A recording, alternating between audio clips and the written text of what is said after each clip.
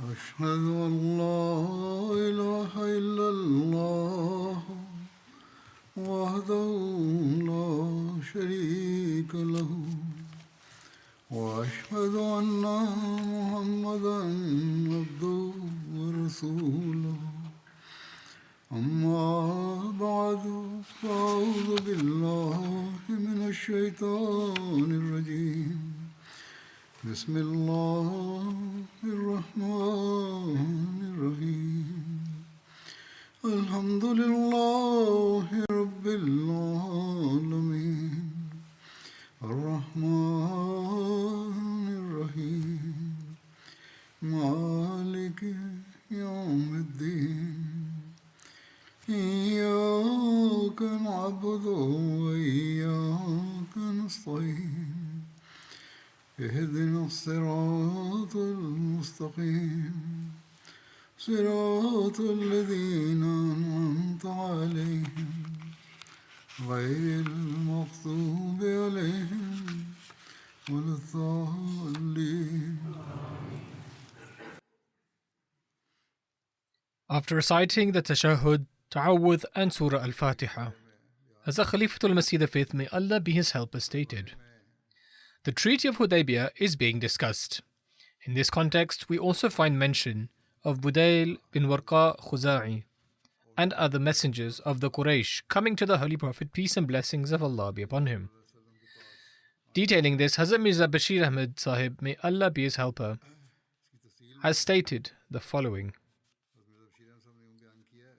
Upon reaching the valley of Hudaybiyah, the Holy Prophet, peace and blessings of Allah be upon him, settled next to its water well.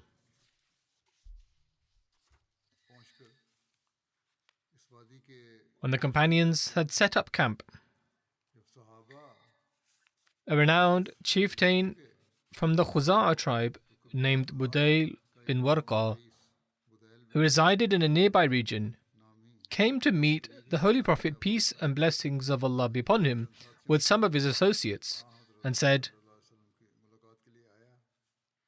the people of Makkah are ready for war, and they shall never let you enter Makkah.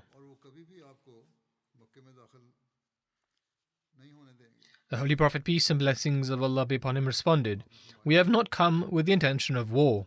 Rather, we have only come to perform the Umrah. Alas, despite the fact that the fire of war has burnt them to dust, they still do not refrain from fighting. I am even prepared to settle a truce with them so that they may cease war against me and leave me free for the others. If, however, they reject this proposal of mine and insist on keeping the fire of war aflame, then I also swear by his name, in whose hand is my life, that I shall not retreat from this battle until I die in this cause, or God gives me victory. If I am faced with defeat in this battle, then so ends the story. But if God grants me victory, and the religion that I have brought is given dominance, then the people of Makkah should not hesitate in believing in me. Budayl bin Warqa was greatly moved by this sincere and earnest address. He requested the Holy Prophet, peace and blessings of Allah be upon him, if you grant me some respite, I shall go to Makkah and convey your message so as to seek reconciliation. The Holy Prophet, peace and blessings of Allah be upon him, permitted him to do so, and Budayl set out to Makkah with a few of his associates. When Budayl bin Warqa reached Makkah, he gathered the Quraysh and said, I have come from that man, I, Muhammad, the Messenger of Allah, peace and blessings of Allah be upon him, and he has presented to me a proposal. If you permit me, I shall present it to you. Upon this, the vehement and irresponsible people among the Quraysh began to say, we shall not listen to anything he has to say. We are not ready to listen to any word of the Holy Prophet, peace and blessings of Allah be upon him. However, the influential and trusted people among the Quraysh said, "Yes, inform us of the proposal." As such, Budayl repeated the proposal of the Holy Prophet, peace and blessings of Allah be upon him. Upon this, a man named Urwa bin Mas'ud, who was a very influential chieftain of the tribe of Thaqif and was present in Makkah at the time, stood up. In the ancient Arabian manner, he began to say, "O ye people, am I not like a father unto you?" They responded in the affirmative. He said, "Are the lot of you not as my sons?" Again they responded in the affirmative. Then Urwa said, "Do you doubt me in any way?" The Quraysh responded, "Not at all." He said, "Then it is my view that this man, i.e. Muhammad, peace and blessings of Allah be upon him, has presented an excellent proposal.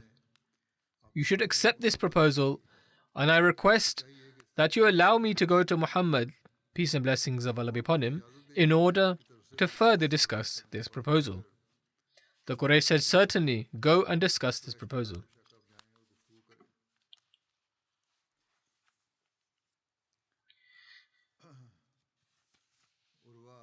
Further details are as follows. Urwa presented himself before the Holy Prophet, peace and blessings of Allah be upon him, and began to say, "I have left Ka'b bin Lu'ay and Amir bin Lu'ay at the well of Hudaybiyah, and with them are 2 she-camels. They have called the Ahabish and their associates. Ahabish were allies of the Quraysh and had taken an oath at the foot of the Habshi mountain in Abyssinia. As such, they became known as the Ahabish. So they called their followers. He said, "They are wearing cheetah skins," i.e. the disbelievers are wearing cheetah skins and are ready for war.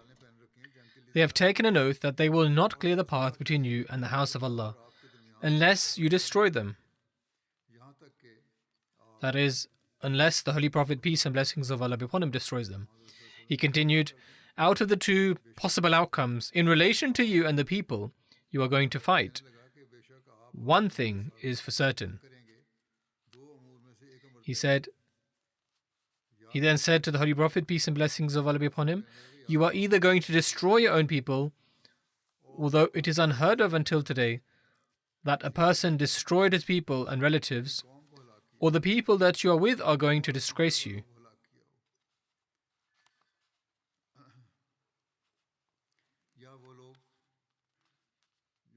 In other words, he tried to scare the Holy Prophet, peace and blessings of Allah be upon him, in this manner as well, by saying that the people that you are with are cowardly.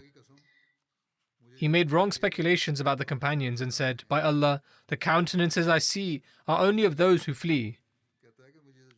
In another narration, it is stated that among these people are individuals whom I neither recognize nor know anything about their ancestors and morals. I believe that they will flee and leave you. In yet another tradition, it is recorded that I can see that if you were to fight the Quraysh, they would hand you over to them. In this manner, he tried to influence and scare the Holy Prophet, peace and blessings of Allah be upon him. They will imprison you, and what will be more difficult than this? Hazrat Abu Bakr, may Allah be pleased with him, who was sitting behind the Holy Prophet, peace and blessings of Allah be upon him, became enraged and said, "Go and show your devotion to your idol Lat. Do not say these things to us. Are we going to leave the Holy Prophet, peace and blessings of Allah be upon him?" Urwa replied, "Who is this?" The Holy Prophet, peace and blessings of Allah be upon him, said, "This is Abu Bakr." Upon this, Abu Bakr said, "By Allah, if I was not beholden to you, I would certainly have replied to this." At some point, Hazrat Abu Bakr, may Allah be pleased with him, did Urwa a favor. In relation to this, it is recorded that Urwa sought assistance in paying blood money. He had killed someone and had to pay the blood money. He sought assistance, upon which someone gave 2 camels and another person gave 3 camels. However, Hazrat Abu Bakr, may Allah be pleased with him, assisted him with 10 camels. This was the favor of Hazrat Abu Bakr, may Allah be pleased with him, on Urwa. Then Urwa began speaking to the Messenger of Allah, peace and blessings of Allah be upon him. And while he spoke, he would touch the Holy Prophet, peace and blessings of Allah be upon him's beard. Hazrat Mughira bin Shu'bah stood by the Holy Prophet, peace and blessings of Allah be upon him, with a sword in hand and helmet on his head. When Urwa approached the Holy Prophet, peace and blessings of Allah be upon him, to speak to him and stretched out his hand to touch his blessed beard, Hazrat Mughira moved him out of the way, using the point of his sword, saying, "Move your hands away from the Holy Prophet, peace and blessings of Allah be upon him, before my sword reaches you. For it is not fit for any idolater to touch the beard of the Holy Prophet, peace and blessings of Allah be upon him." Urwa raised his head up and asked, "Who is this?" The people told him it was Mughira bin Shu'bah. According to one narration, the Messenger of Allah, peace and blessings of Allah be upon him, himself explained that this is your nephew Mughira bin Shu'bah. Urwa turned to him and said, "O disloyal one, didn't I already try to help fix your treachery once before?" In the pre-Islamic era of ignorance, the details of what Urwa is referring to here are, in the pre-Islamic era, Mughira had gone somewhere with a group of people and ended up killing them and taking their belongings. He then later accepted Islam. So the Holy Prophet, peace and blessings of Allah be upon him, said, "As far as your Islam is concerned, I will accept it of you. But as for your wealth, I have nothing to do with it." This is a narration mentioned in Bukhari. In any case, it seems Urwa must have helped Mughira in some way or another to sort this out when it happened. Then Urwa started to look at the companions of the Holy Prophet, peace and blessings of Allah be upon him, carefully. Whenever the Messenger of Allah, peace and blessings of Allah be upon him, would spit, the companions would take it and rub it on their hands and chest. And whenever he commanded them to do something, they would do it immediately. Whenever the Holy Prophet, peace and blessings of Allah be upon him, would perform ablution, the companions would burst into competition to try and get it. They wouldn't allow a single hair of the Holy Prophet, peace and blessings of Allah be upon him, to fall, except that they would collect it and keep it. They would keep their voices low in front of the Holy Prophet and would look at the Holy Prophet with lowered eyes out of great humility and respect. When Urwa finished speaking to the Messenger of Allah, peace and blessings of Allah be upon him, he said the same thing to him as he had said to Budayl bin Warqa, and continued to offer up proposals for peace. Then Urwa came to the Quraysh and began saying, "O my people,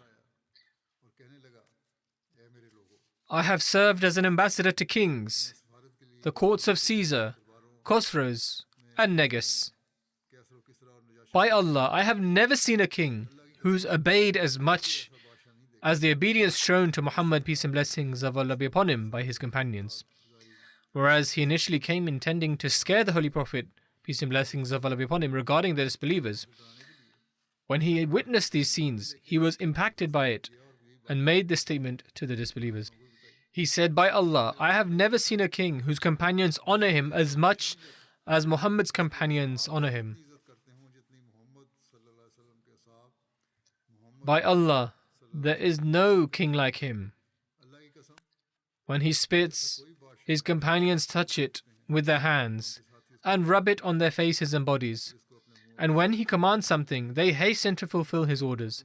When he performs ablution, they rush to catch his ablution water, and they do not allow even a single strand of his hair to fall to the ground. Instead, they preserve it. In his presence, his companions speak in soft voices, and out of respect, they do not lift their gaze to look directly at him, nor does anyone speak without his permission. When he, i.e. the Holy Prophet, peace and blessings of Allah be upon him, permits, then the companions speak. If he doesn't grant permission, they all remain silent." He further said, "He has presented you with a good proposal," meaning the Holy Prophet, peace and blessings of Allah be upon him, has offered you something beneficial. Thus you should accept it. He continued, "Truly, I have cautioned my nation, and you must understand well that if you intend to raise a sword against him, he will also unsheath his sword against you. if you stop the leader, meaning if you stop the Holy Prophet, peace and blessings of Allah be upon him, I have seen that these people will not care about what happens to them. By Allah, I have even seen women among them who will not hand him over to us. O my people, change your opinion, go to him and accept what he has proposed to you. That is, accept the peace treaty he has proposed, or the proposal for Umrah. He added, I am your well-wisher, but I also fear that you will not receive any help against the man who has come to visit the house of Allah. He has sacrificial animals with him, which they will slaughter and then return back. In response, the Quraysh said, O Abu Yafur, meaning they addressed Urwa, do not say this. Has anyone besides you said this? Rather, we will send him back this year, and he will come next year. Then Urwa replied, you will have to face great difficulty. Thereafter, Urwa and his companions departed to Taif.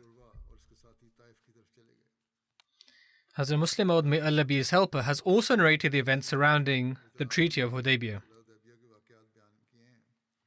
While recounting these events, he states, when the Holy Prophet, peace and blessings of Allah be upon him, set out to perform the tawaf, that is the circumambulation of the Kaaba, the disbelievers of Makkah, upon hearing of this, sent one of their chieftains to confront him.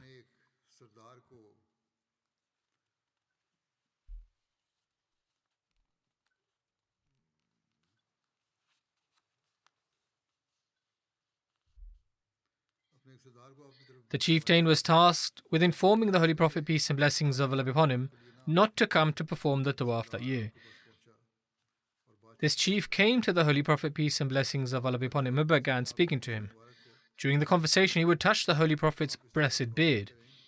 He was requesting the Holy Prophet, peace and blessings of Allah be upon him, to defer the tawaf to another year. Hazrat Muslim Maud, may Allah be pleased with him, further states, this act of touching the Holy Prophet's beard was not out of disrespect.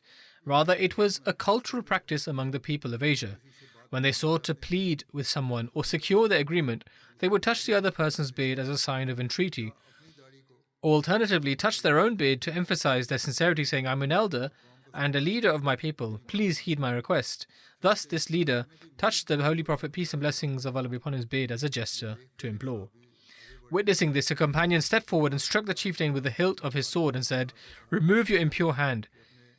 Recognizing the companion, the chieftain responded, are you not the one upon whom I conferred a favor on such and such occasion? Upon hearing this, the companion fell silent and retreated. However, the chieftain once again touched the Holy Prophet's beard in his plea. The companions later admitted that they were deeply angered by the leader's repeated act of touching the Holy Prophet's beard, but at that time they could not think of anyone among them who had not at some point received a favor from this chieftain. In other words, his generosity towards others had been extensive. They wished fervently that there had been someone among them upon whom this chieftain had no claim of kindness. At that moment, a man stepped forward, fully clad in armor and chainmail, and addressed the leader with great zeal, saying, remove your impure hand. This was Hazrat Abu Bakr, may Allah be pleased with him. When the leader recognized him, he admitted, yes, I cannot say anything to you, because I have never done you any favor. Then Hulais bin Alqama Kinani, chief of the Ahabish, said, as I mentioned before, the Ahabish were an allied tribe of the Quraysh who had made a pact at the foot of a mountain named Habashi. Hence they became known as the Ahabish. Allow me to go to the Holy Prophet, peace and blessings of Allah be upon him. The Quraysh permitted him to go. When he saw the Holy Prophet, peace and blessings of Allah be upon him, from a distance, the Holy Prophet, peace and blessings of Allah be upon him, said, this person comes from a tribe which honors sacrificial animals. The Holy Prophet, peace and blessings of Allah be upon him, instructed the companions, go and bring your sacrificial animals before him so that he may see them. So they sent forth the animals. When he saw the animals at the edge of the valley with collars around their necks, the hair around their necks was falling off due to the collars being around their necks for so long. Those animals were constantly making noise. The companions welcomed him as they recited the talbiyah. They had been there for half a month. They had not applied any fragrance, meaning the companions had not applied any fragrance, and their hair was also unkempt. When he saw this, he said, "Holy is Allah. It would not be appropriate for these people to be stopped from proceeding to the house of Allah." His heart was immediately softened. He said, "Allah the Almighty has not permitted for the Lakham, Juzam, Qinda, and Himyar tribes to perform the pilgrimage while the son of Abdul Muttalib is stopped from doing so. It is not appropriate for the Quraysh to stop them from going to the house of Allah. By the Lord of the Kaaba, the Quraysh can perish. There is no doubt that these people have come to perform the Umrah." He made this statement in support of the Muslims. Upon hearing this, the Holy Prophet, peace and blessings of Allah be upon him, said, "By Allah, O brother of Banu Kinana, it is certainly so." This was the Holy Prophet, peace and blessings of Allah be upon him's response to him. He was so moved that he went to the Quraysh and said, "I have seen that which makes it improper to stop the Muslims. I have seen animals whose neck hairs have fallen off due to their collars, and those collars have been around their necks for quite a long time. People's hair has become unkempt, and this is all so that they may perform circuits around the house of Allah." He said to the disbelievers, "By Allah, we did not agree with you, nor did we make an oath that you would stop such people who uphold the sanctity and honor of this house of Allah and will do justice to it. Those who wish to take their sacrificial animals to their place of sacrifice, by He in whose hands is my life, clear their path towards the Kaaba. Otherwise, I will take my people and abandon you." He told them to allow the Muslims to perform Umrah. The Quraysh said, "O Hulais, remain quiet so that we may make them accept our desired stipulations." According to another narration, the Quraysh said, "Sit down. You are a villager and you know nothing. Whatever you have heard from Muhammad, peace and blessings of Allah be upon him, and seen is but deception and lies." God forbid.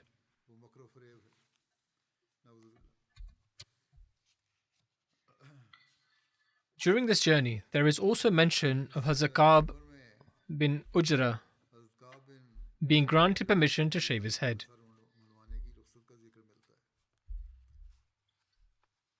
The details are as follows. Hazrat Ka'b bin Ujra relates, "We were in Hudaybiyah along with the Holy Prophet, peace and blessings of Allah be upon him. We were in the state of Ihram while the idolaters had kept us in a state of besiegement. My hair was quite long and lice would fall on my face. The Holy Prophet, peace and blessings of Allah be upon him, walked past me and asked, 'Are the lice in your head causing you discomfort?' I responded in the affirmative. The Holy Prophet, peace and blessings of Allah be upon him, further stated, 'I did not think your condition would deteriorate to such an extent.' The Holy Prophet, peace and blessings of Allah be upon him, then instructed me to shave my head, saying I could shave it first. Allah the Almighty revealed the following verse,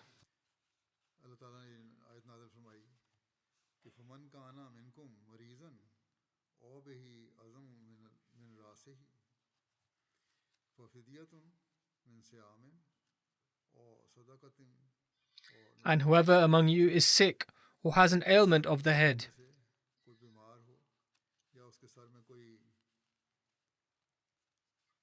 should make an expiation either by fasting or almsgiving or a sacrifice." In other words, one is permitted to shave their head under such circumstances of difficulty. There is also mention of Mikraz bin Hafs being sent as an ambassador from the Quraysh. As mentioned earlier, various people took permission from the Quraysh and came as ambassadors to meet the Holy Prophet, peace and blessings of Allah be upon him. One of them was also Mikraz bin Hafs. He also asked the Quraysh for permission to go to the Holy Prophet, peace and blessings of Allah be upon him. Upon seeing him coming, the Holy Prophet, peace and blessings of Allah be upon him, stated, "This was a deceitful man, and the fajr, that is evil, is also mentioned in the narration." When he came to the Holy Prophet, peace and blessings of Allah be upon him, the Holy Prophet said the same thing he had said to Urwa and Budayl. He then returned to his people and informed them of what the Holy Prophet, peace and blessings of Allah be upon him, had said.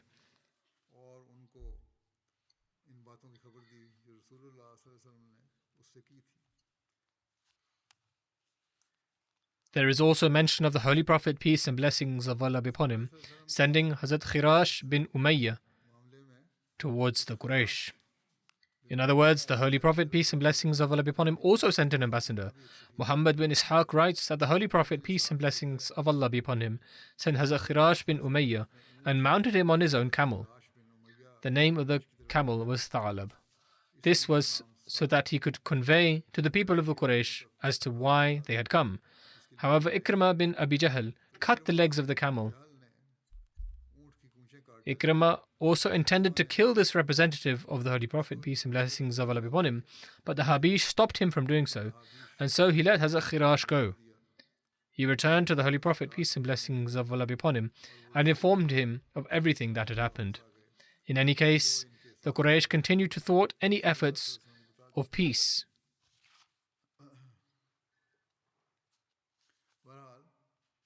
And the Holy Prophet, peace and blessings of Allah be upon him, continued to overlook this. Hazrat Mirza Bashir Ahmad Sahib, may Allah be pleased with him, has written the details of this in one place as follows. The Quraysh of the Makkah did not suffice at this. Rather, in the blindness of their rage, they also intended that now, as the Holy Prophet, peace and blessings of Allah be upon him, and his companions were so close to Makkah and so very far from Medina, an attack should be launched against him, so that he may be harmed as much as possible. For this purpose, they dispatched a party of about 40 to 50 men towards Hudaybiyah. And in the veil of negotiations, these people were instructed to circle the Muslim camp and, whenever possible, continue injuring the Muslims. As a matter of fact, from some narrations, it is even ascertained that these people were 80 in number, and on this occasion, they even conspired to assassinate the Holy Prophet, peace and blessings of Allah be upon him. However, by the grace of Allah, the Muslims remained vigilant in their place. As such, the secret of this conspiracy of the Quraysh was discovered, and all of those concerned were arrested. The Muslims were very displeased at this action of the people of Makkah, which they committed in the Ashur-e-Hurum, and in the sacred proximity of the Haram at that. But the Holy Prophet, peace and blessings of Allah be upon him, forgave them and did not allow for it to become an obstacle in the negotiations. Then there is a famous incident when Hazrat Uthman, may Allah be pleased with him, was sent as an ambassador by the Holy Prophet, peace and blessings of Allah be upon him. Allama Bayhaqi relates from Urwa that thereafter the Holy Prophet, peace and blessings of Allah be upon him, called for Hazrat Umar bin Khattab, may Allah be pleased with him, in order to send him to the Quraysh. However, Hazrat Umar, may Allah be pleased with him, submitted, "O Messenger of Allah, the Quraysh are well aware of my enmity for them, and I fear they will take my life, and there is no one amongst the Banu Adi who will protect me." He further said, "However, O Messenger of Allah, if you wish, then I will go." Upon this, the Holy Prophet, peace and blessings of Allah be upon him, did not say anything to him. Hazrat Umar, may Allah be pleased with him, then submitted, "O Messenger of Allah, I shall inform you of such an individual who is held in higher regard than me in Makkah and belongs to a noble family, who will be able to protect him. He will be able to convey your message. His name is Hazrat Uthman bin Affan." Hazrat Umar did not say this out of any fear. What it meant was that if he were to go, then they would kill him, and thus the purpose of conveying the message would not be fulfilled and would result in unrest. That is why he suggested that it would be better for him not to go and for Hazrat Uthman, may Allah be pleased with him, to go instead. The Holy Prophet, peace and blessings of Allah be upon him, called Hazrat Uthman and instructed him, "Go to the Quraysh and tell them that we have not come to fight. In fact, we have come to perform the Umrah." The details of this incident have been mentioned in the life and character of the Seal of Prophets by Hazrat Mirza Bashir Ahmad Sahib, may Allah be pleased with him, as follows. The Holy Prophet, peace and blessings of Allah be upon him, instructed Hazrat Uthman, may Allah be pleased with him, to go to Makkah and inform the Quraysh of the peaceful designs of the Muslims and their intent to perform Umrah. The Holy Prophet, peace and blessings of Allah be upon him, also gave Hazrat Uthman a personal letter which was addressed to the chieftains of the Quraysh. In this letter, the Holy Prophet, peace and blessings of Allah be upon him, had expounded the purpose of his journey and assured the Quraysh that their purpose was merely the observance of a worship and that they would peacefully perform the Umrah and return thereafter. The Holy Prophet, peace and blessings of Allah be upon him, also said to Hazrat Uthman, may Allah be pleased with him, that try to meet the weaker Muslims as well and lift their spirits and tell them to show a little more patience, for God is soon to open the door of success upon us. The Holy Prophet, peace and blessings of Allah be upon him, had great conviction. Hazrat Uthman, may Allah be pleased with him, went to Makkah with this message, and after meeting Abu Sufyan, who was the chieftain of Makkah at that time, as well as a near relative, Hazrat Uthman, may Allah be pleased with him, was presented before a public gathering. In this meeting, Hazrat Uthman presented a letter sent by the Holy Prophet, peace and blessings of Allah be upon him, and this letter was also read individually by the chieftains of the Quraysh. However, despite this, all the people stubbornly clung to the view that either way, the Muslims could not enter Makkah that year. Upon the insistence of Hazrat Uthman, may Allah be pleased with him, they said, "If you are exceedingly desirous, then we can give you, i.e. Hazrat Uthman, special permission to circumambulate the Kaaba, but no more." Hazrat Uthman said, "How is this possible that the Messenger of Allah is stopped outside of Makkah and I circumambulate the Kaaba?" But the Quraysh did not accept anything, and eventually disheartened, Hazrat Uthman, may Allah be pleased with him, prepared to return. Upon this instance, the wicked people of Makkah, perhaps with the thought that in this manner they should be able to secure more beneficial conditions for themselves in negotiations, detained Hazrat Uthman, may Allah be pleased with him, and his companions in Makkah. Upon this, rumor spread amongst the Muslims that the people of Makkah had martyred Hazrat Uthman, may Allah be pleased with him. When this news reached, the Holy Prophet, peace and blessings of Allah be upon him, took the oath called the Bay'at-e-Ridwan. The details of this are as follows. When this news, i.e. the news of Hazrat Uthman's martyrdom, reached Hudaybiyah, the Muslims were infuriated because Hazrat Uthman, may Allah be pleased with him, was the son-in-law of the Holy Prophet, peace and blessings of Allah be upon him, and was among the most venerable of companions. He had gone to Makkah as an Islamic ambassador. Furthermore, those days were also of the sacred months. And then Makkah itself was a sanctuary. The Holy Prophet, peace and blessings of Allah be upon him, immediately made an announcement and gathered his companions beneath an acacia tree.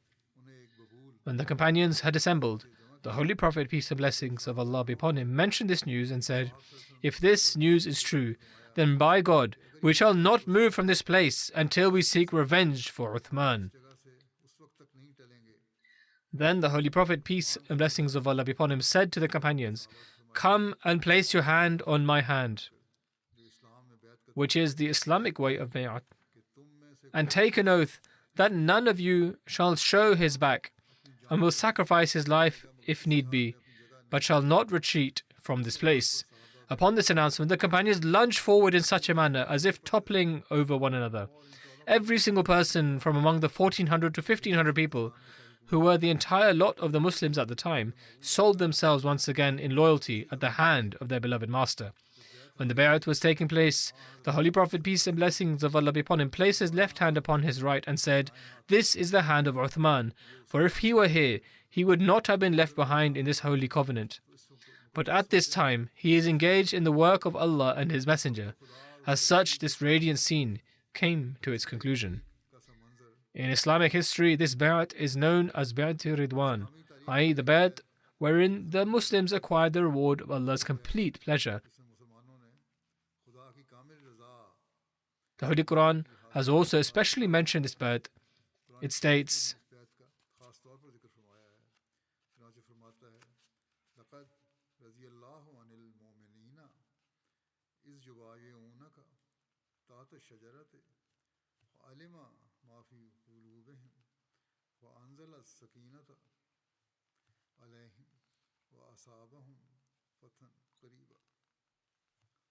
O Messenger, Allah the Exalted was well pleased with the Muslims when they were taking bay'at under the tree.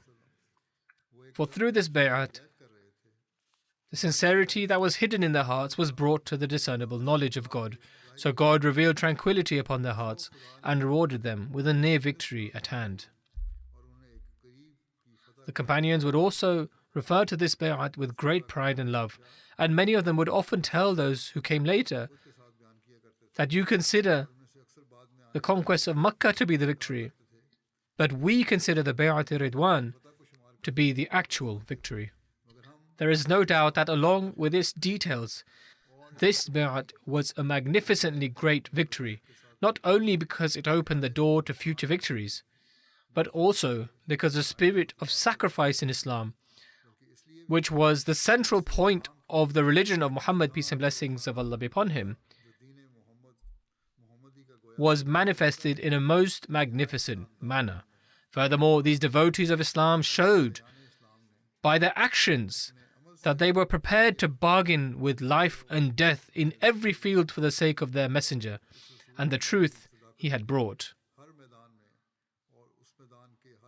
This is why, whilst referring to the Bay'at-e-Ridwan, the honorable companions would say, this bay'at was an oath to death. In other words, it was a bay'at of the oath that every Muslim would sacrifice his life for the sake of Islam and its glory, but would not retreat. Moreover, another salient feature of this bay'at was that this oath and agreement was not merely a verbal declaration in a state of temporary emotion. Quite the contrary, it was the voice from the depths of hearts, behind which the full power of the Muslims was united upon a single focus. The news of Hazrat Uthman's martyrdom and the Bay'at-e-Ridwan has been mentioned by Hazrat Muslim Maud, may Allah be pleased with him, in one of his sermons or addresses.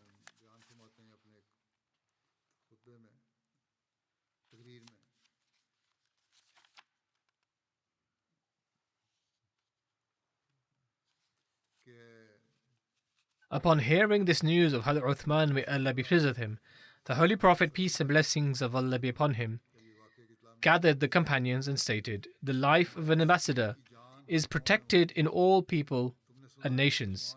You have heard that Uthman has been killed by the Makkans. If this news proves to be true, then we shall forcefully enter Makkah. In other words, our initial intention was to enter Makkah in peace, but since the circumstances have changed, therefore we are no longer bound by this. Those of you who are ready for this should come forward and take the following pledge with me, that if we have to proceed ahead, then either we will return victorious, or then we shall all embrace martyrdom one by one in the battlefield. As soon as the Holy Prophet, peace and blessings of Allah be upon him, made this announcement, the 1,500 pilgrims who came along with him turned into 1,500 warriors, and these devotees lunged forward in their efforts to excel one another in their efforts to place their hand upon the hand of the Holy Prophet, peace and blessings of Allah be upon him.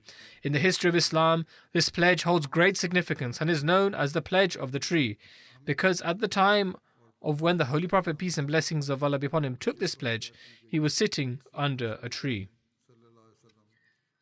There are further details in relation to the Treaty of Hudaybiyah, which I will narrate in the future, inshaAllah. At this moment in time, I would also like to say that just as everyone is aware that conditions even in Europe are rapidly progressing towards war,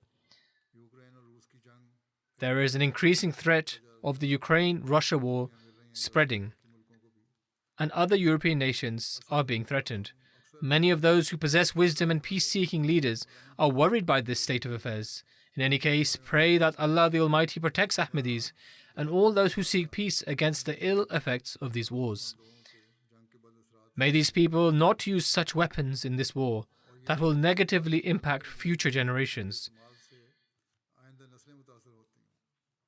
Pray also for Muslim nations May Allah the Almighty grant them reason and understanding and enable them to recognize the truth.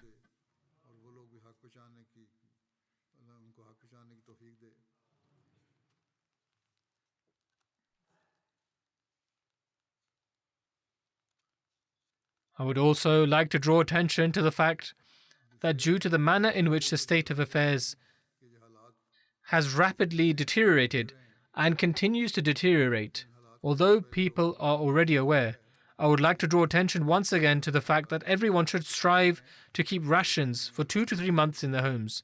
However, most importantly, everyone should strive to draw nearer to Allah the Almighty, to attain His pleasure, and to strengthen their relationship with Him. May Allah the Almighty enable us to do so.